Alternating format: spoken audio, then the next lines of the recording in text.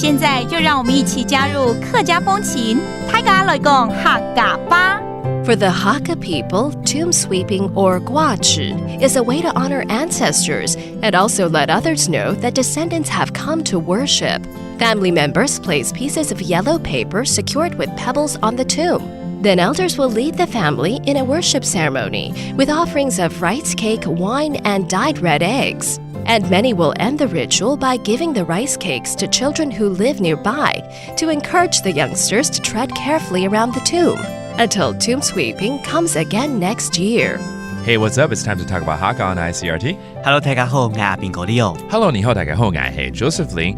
Now we're in the month of March. There are some holidays coming up like the Qiming Festival. And let's talk about what the Hakka do. 我記得現在3月，下個月有這個清明節，大家要掃墓，要刮字，對。不過客家人好像要提早來刮字。沒錯，我們都在長夜班，這個元宵節之後呢，就開始刮字了。因為像我們家這邊就是在3月份就會把它全部掃完。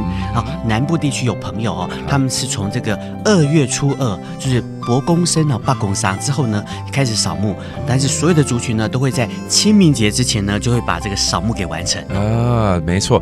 而且你剛剛講刮字是掃墓，但是刮字又是那個紙要放在那個墓碑上面，對，掃完的意思，對不對？那是一個動作，就是把那個黃色的紙用那個泥塊或石頭把它壓在墳頭上，就表示子孫已經來這個掃墓掃過了，乾乾淨淨的。沒錯，就是把阿公婆的家打掃乾乾淨淨，讓這個祖先來到一個很舒適的環境，然後擺上我們的祭品之後呢，你只要看祭品，有這個捏板就知道他是客家人啊，真的艾草板。對，沒錯，標準的東西。是。好，這祭品擺好之後呢，就要請這個祖先來享用啊，所以這種三炷清香，請他們來到這裡，好好的來享用，然後最後呢，要疊高看他們是不是已經到了。要擲那個叫什麼擲膠，對不對？要 toss the moon block。沒錯，享用完之後呢，我們當然要盡點心意啊，燒點紙錢給他們花用啊。對。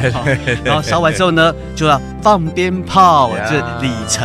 That's very good. You know, you feel like the whole family is together when you do something like this. 好，那我們來教幾個單字咯。好，包括我們這個掃墓 tomb sweeping。